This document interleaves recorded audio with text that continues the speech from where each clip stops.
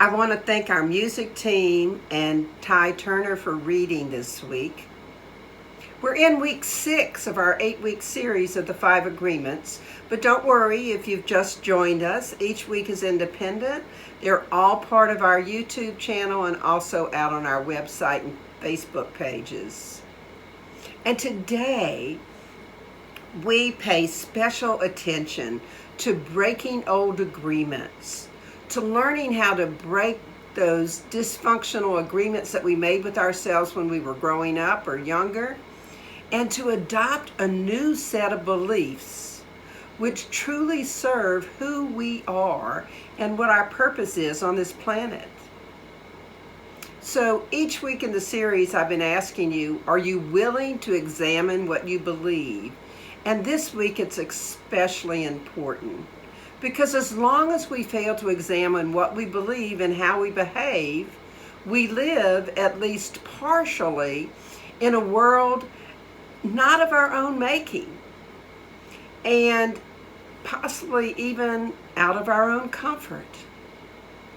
To live in the belief that we are truly in unity with all those people that live on this planet requires us to examine every belief, every law in our book of laws that we've written for ourselves, and every belief that we consciously or unconsciously have adopted, and remove those which are not of the highest consciousness and not for our highest good. So the question of the week is this: what is the one choice you can make today to become a master of awareness, transformation, and intent, knowing unconditional love in all you are? One more time. What is the one choice you can make today to become a master of awareness, transformation, and intent, knowing unconditional love in all you are? So that choice I was just asking you about requires you to live from a set of beliefs that serve your highest good. Ernest Holmes in The Power of an Idea wrote, Jesus, who was the greatest thinker, spiritually of all ages, simmered this down to a very simple explanation. He said, as thou hast believed, so be it done unto thee. As thou hast believed, so be it done unto thee. So today we're going beyond that fourth agreement and of examining what we truly believe, because it is indeed done unto us as we believe. In a Toltec way of life, which Don Ruiz talks about frequently in his book, there are no leaders and no followers. This would be quite foreign to our way of living, since we seem to live with so many people attempting to be leaders, and we can still be master of our own truth and live in that truth. Ruiz says that there are 3 stages involved in this process, and arriving at true freedom, we're seeking first awareness, second transformation, and third intent. Another way I like to frame this is to become the master of being aware of who you are, of being willing to change, and of being willing to love ourselves and others unconditionally. And that means seeing everything as love or a call for love. And this is huge. So we're going to start with that first one, mastery of awareness. Let's begin with a short journey back to your past when you felt extremely free. Not worried about responsibilities. Just remember that time. It's likely that you were either very young Or perhaps it was part of your life that's more recent, but in some way seemed fleeting. Either way, just notice how it felt to remember that experience of absolute freedom. Don Miguel tells us this: true freedom is the ability to live our own life without judgment, without the need to feel like a victim, to live in a world where we live our own truth and truly neither follow nor lead. So go back to that example of true freedom and notice what it was about that time that had you feeling free. Were you happy, feeling carefree, peaceful, calm, content, safe, loved? What characteristics did you notice?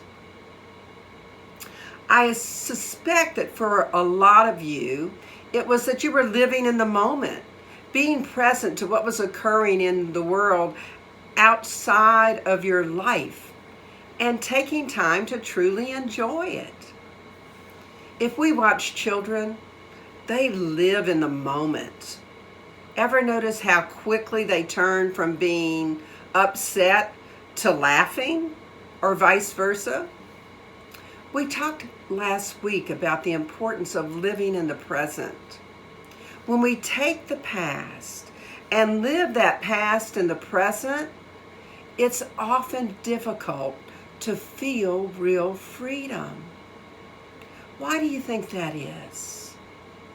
Because we get weighed down by responsibilities, by what other people like our parents, our teachers, our siblings have taught us is the right thing to do in a situation, by what we think we should do, rather than what that small voice within us is telling us we desire to do. I got cornered at a party recently. This person really wanted to have an intellectual conversation about religion, and I definitely felt weighed down by my need to answer his questions and the responsibility of ministry, even though this was a night out for me and I just wanted to socialize and relax. When we're feeling weighed down by something, it's time to notice our beliefs and our thoughts. Now, I'm not implying here that if we don't feel like going to work, that we just stay home. Let's take a look at my example. If I lived in the moment of recognizing what it was that my work as a minister provides me in my life, like a connection with like-minded people, an ability to feel free to express what people might believe to be radical ideas, like, what do you mean there's no devil? Or to feel grounded in who I am, whatever that might look like for me or for you. If we come from a place where we are being who we are, how liberating is that? To be who you are. This is how awareness comes into it. We do some things being fully aware of what freedoms those actions provide. Freedom from homelessness, or from starvation, or from financial burdens. Perhaps in the past, your agreement with yourself was that you can complain about things that go on at work. Or you could be upset with your manager because of how he or she treated you. Well, we certainly have a choice to do that. If we think about it, our society has an agreement that we should gripe about those things we don't like. And what if you chose to take a different path? To create a new agreement with yourself. Always to be truthful, and to use those times of dis-ease and discomfort as an advocate to make some small life shifts and changes. What I'm saying is that we embrace what is happening in our life and take a new perspective on it. See it from what it might bring and what it means right in that moment. Perhaps if we let go, for example, of some of our past feelings about resentment with that manager, we might see his or her current actions in a different light. And we might even agree with them. We often enslave ourselves by conscious or unconscious belief systems that we hold on to. We talked last week about if you're always doing your best, then there's no need to judge yourself or feel guilty or be self-blaming. What if we applied that same rule to everyone that we encountered and assumed that they were always doing their best? Do you think we might approach events in a slightly different manner? For anything to change or shift in our life, we must be aware of it. Just for a moment, notice your big toe on your right foot. How does it feel? Now, I suspect, until I mentioned it, that most of you had no conscious knowing about your big toe. It was just something that we take for granted, and unless we stub it or break it or drop something on it, we really pay little attention to it. It might seem surprising, but we go through life equally unaware, sometimes blissfully unaware, of all the filters that we have for seeing the world. Unaware of all the decisions we make by defaulting to our old agreements. Ralph Waldo Emerson, in Tune with the Infinite, wrote this: "Within yourself lies the cause of whatever enters into your life. To come into the full realization of your own awakened interior powers is to be able to condition your life in exact accord with what you would have it." I don't know about you, but I know I want to awaken to those interior powers that allow my life to be exactly the way I want it to be. And that requires us to examine our old agreements. I certainly want to be aware that I bring into my life what I believe. Dennis Merritt Jones, in The Art of Being, wrote about our life and our beliefs and the impact they have on us and on those we influence.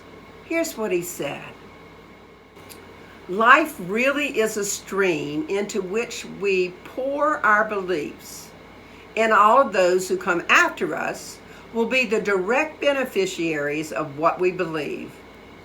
The great thing is that with this awareness comes choice.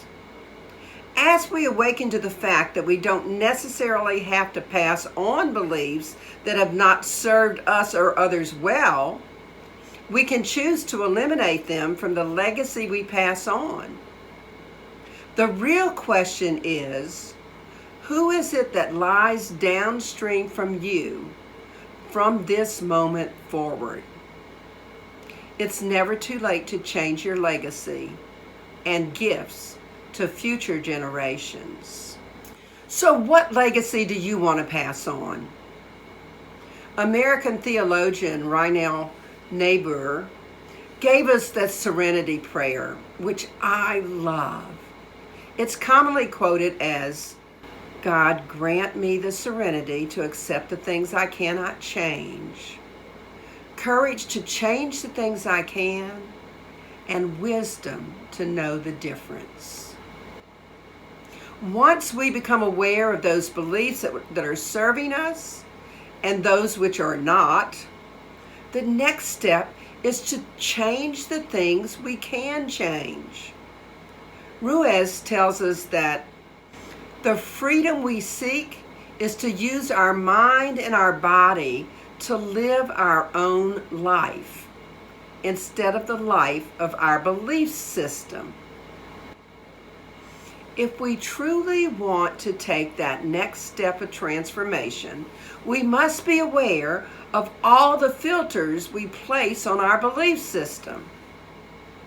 To transform means to change markedly the appearance or form of something, to change its nature, its function, to convert it.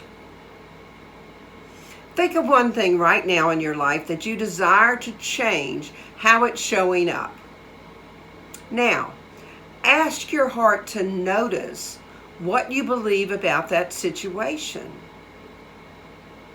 And now ask yourself if what you believe is the absolute truth, or if you have some belief from the past that's keeping you stuck. For example, perhaps you would like to change your financial situation. What do you believe is the truth about it? Do you have a hidden agreement that you have to work hard to be abundant? Or that only the rich get richer? Or that you don't have the skills or the right contacts to get a better job? What is it that's holding you back? Whatever is holding you back are beliefs which are keeping you from the truth. That abundance is your divine birthright. And you have everything within you to change your financial situation if you desire. We have a saying in religious science, treat and move your feet. It means that we pray and we take action. So if your financial condition is your issue, then where are your beliefs keeping you from taking action?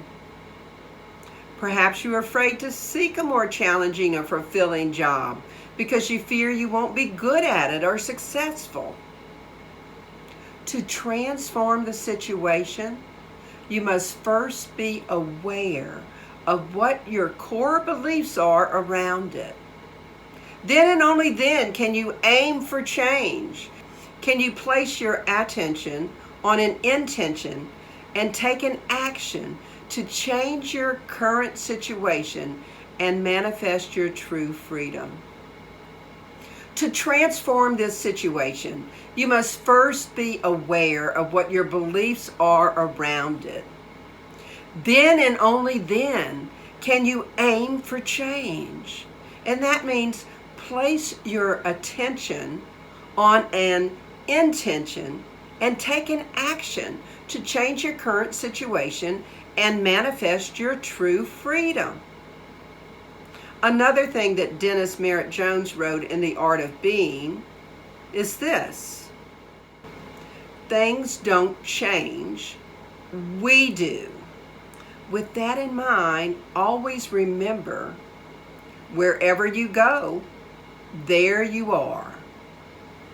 Rev talks about being a master of intent, learning to love yourself and others unconditionally. And I believe that that means recognizing that everything that we encounter is either love or a call for love, even within our own life. I have an acronym that I've mentioned before, AIM, A-I-M, and basically it's this: attention plus intention equal manifestation. That's right. Attention plus intention equal manifestation. We become aware and place our attention on something like your financial condition, which we have a desire to change, so that we can determine our intention around what it is we desire to do about it. And when we take action around that intention, whatever that action might be, getting help, getting more education, getting a different job, then we can manifest it and become freer. Being willing to be a master of what your intent is in every situation is about knowing that you are a loving individual and deserve whatever it is you desire that brings you happiness. Let me repeat that. It's about knowing you are a loving individual and deserve what it is you desire that brings you happiness. Ruiz talks about the parasite with 1,000 heads, each one a fear that is keeping us from that life in which we are totally free. The truth is, we must first become aware of the fear so that we can no longer feed it, and then we can move forward. There's a story about a grandfather talking to his grandson, and you might have heard it before. It's an old Cherokee Indian chief, and he's teaching his grandson about life. He said, "A fight is going on inside me, a fight between two wolves. The dark one is evil. He's angry, envy, sorrow, regret, greed, arrogance, self-pity, guilt, resentment, inferiority, lies, false pride, superiority, and ego." And the grandfather continued, "The light wolf is good. He is joy, peace, love, hope, serenity, humanity, kindness, benevolence, empathy, generosity, truth, compassion, and faith. And the same fight is going on inside of you, grandson, and inside of every person on the face of this earth." The grandson pondered this for a moment, and then he asked, "Grandfather, which one will win?" And the old Cherokee smiled and simply said, "The one you feed." Now, you've probably heard this story, and that's probably where it ended. Every day we make choices, important choices, that could be overlooked as being trivial. But those choices define us. They're a statement of who we choose to be in this life and what impact we will have on the world around us. It's obvious, so much easier to feed the dark wolf that encourages power options in life. It's easier to procrastinate, to complain, to ignore, to dismiss, to give up. There's almost no effort required to do those things, and you get the reward with the sensation of relieving and instant gratification without much action. The light wolf is very different. It's harder to feed. It's challenging, tiring, sometimes time-consuming to do things like learning and teaching, inspiring, sharing, or simply sticking to new behaviors that we know are going to serve us. These things take energy, effort, vulnerability, momentum, and bravery. They take more time, and you usually don't see immediate results. So which wolf you choose to feed will define who you are. And we all know we should feed the light wolf, even if it's harder. Feeding the light wolf is how we end up feeling a sense of accomplishment and success at the end of the day. However, it doesn't end there. In the Cherokee world, the story goes on. There's an extended version of it. The old Cherokee replied, "If you feed them right, they both win." So the grandfather went on, "You see, if I only choose to feed the light wolf, the dark wolf will be hiding around every corner, waiting for me to become distracted or weak or jump to get the attention that he craves. He will always be angry and always be fighting the light wolf. But if I acknowledge him, he's happy, and the light wolf is happy, and we all win. For the dark wolf has many qualities like tenacity, courage, fearlessness, strong will, and great strategic thinking that we all have need of at times. These are the very things that the light wolf lacks. But the light wolf has compassion and caring and strength and the ability to recognize what is in the best interest of all. So you see, grandson, the light wolf needs the dark wolf on his side. To feed only one would starve the other, and they become uncontrollable. To feed and care for both means that they'll serve you well and do nothing that is not a part of something greater, something good, something of life. Feed them both, and there will be no more internal struggle for your attention. And when there's no battle inside, you can listen to the voices of deeper knowing that will guide you in choosing what is right in every circumstance. Peace, my son, is the Cherokee mission in life. A man or a woman who has peace inside has everything.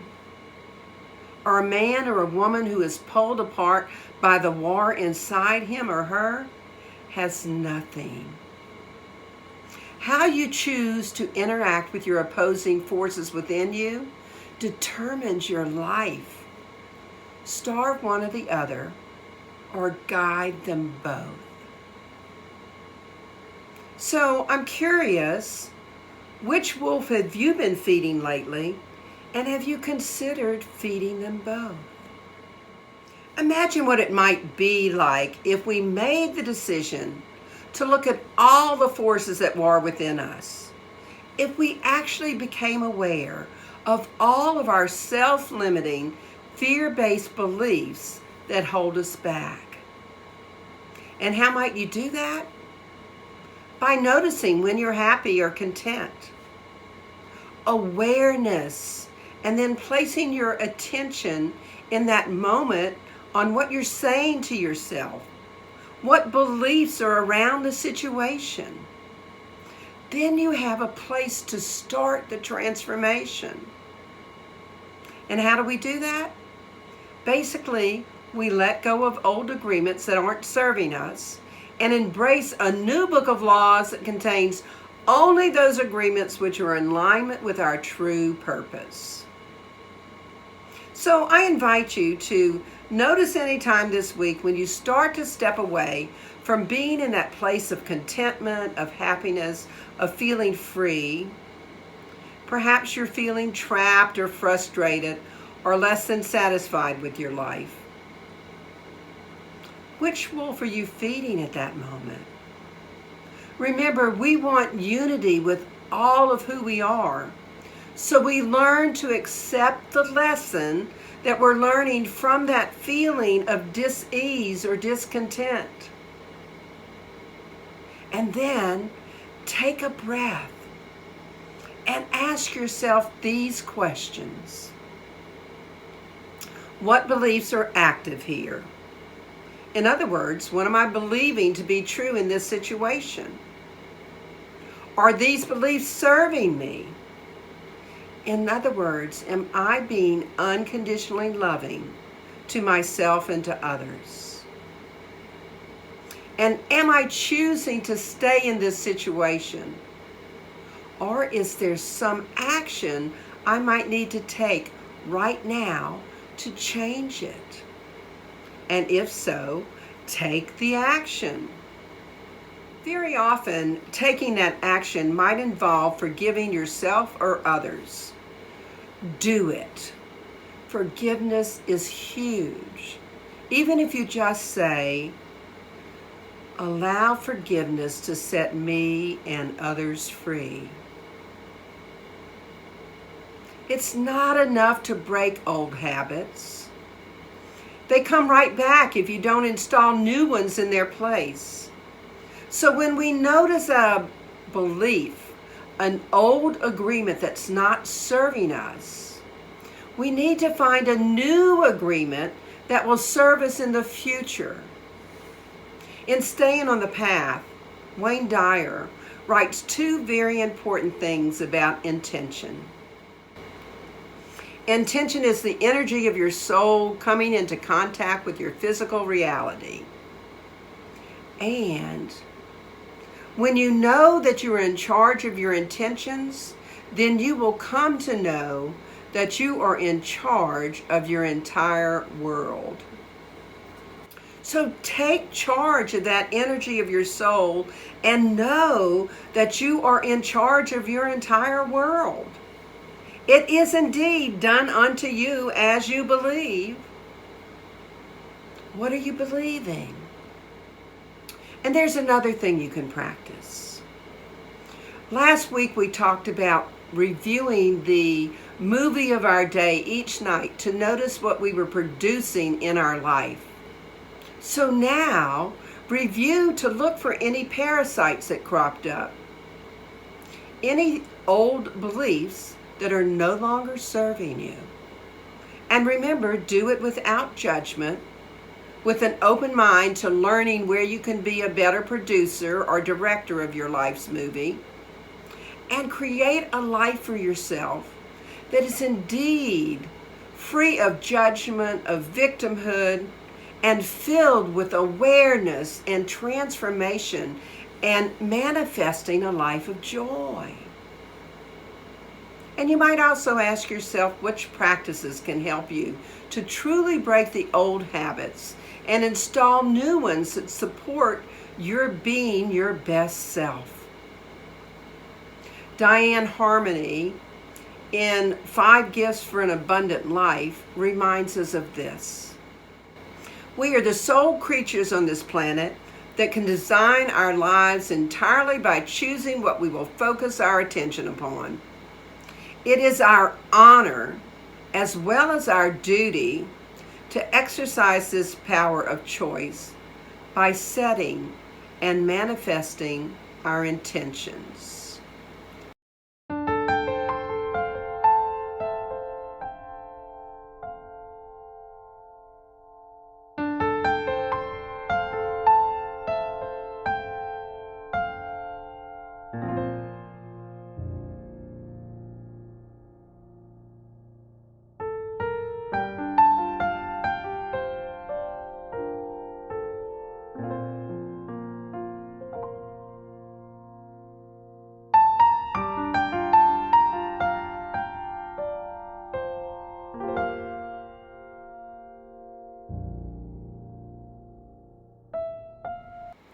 So in summary, decide this week to break old agreements which aren't serving you and replace them with new affirming ones. Become a master of awareness of who you are. Pay attention to your beliefs. It is done unto you as you believe. And become a master of transformation. Notice what holds you back and change it. Remember, wherever you go, there you are. And master loving yourself and others unconditionally. Aim. Place your attention on that intention that will manifest whatever it is you want. And most of us are looking for love. Be aware of your self-limiting beliefs and be courageous enough to break the ones that aren't serving your highest good. So here's your affirmation for the week. How is it I so easily and willingly make the choice today to become a master of awareness, transformation, and intent, knowing unconditional love is all I am. So make a conscious choice this week to aim for your highest good. Remember to ask yourself the questions. What beliefs are active here? Are these beliefs serving me? Am I choosing to stay in this situation or should I take action? Truly, It is done unto us as we believe. Let's pray. Taking a deep, nourishing breath and acknowledging the presence of Spirit, which is right where we are. The love, the joy, the freedom, the creativity of life, that presence of infinite intelligence and profound love. The fullness of Spirit is flowing in, through, and as me, and in, through, and as each one of us. I know that I am always capable of being unconditionally loving. I live in the present moment, aware of all my life and all the good that surrounds me, knowing that everything is either love or a call for love. I am so happy and grateful to remember this truth, and I know this truth is true for me and true for everyone watching this service and everyone on this planet. So I release these words of power into the creative law of mind, spirit, and action, knowing that it manifests for each of us right here and right now, that from the heart of God there is nothing but a yes. And we know the truth about each of us. And God has already said it's done. So I just release it. I let it be. I say amen. And together we affirm it. And so it is. I want to thank each of you who continue to contribute to our community, to keep us alive and healthy.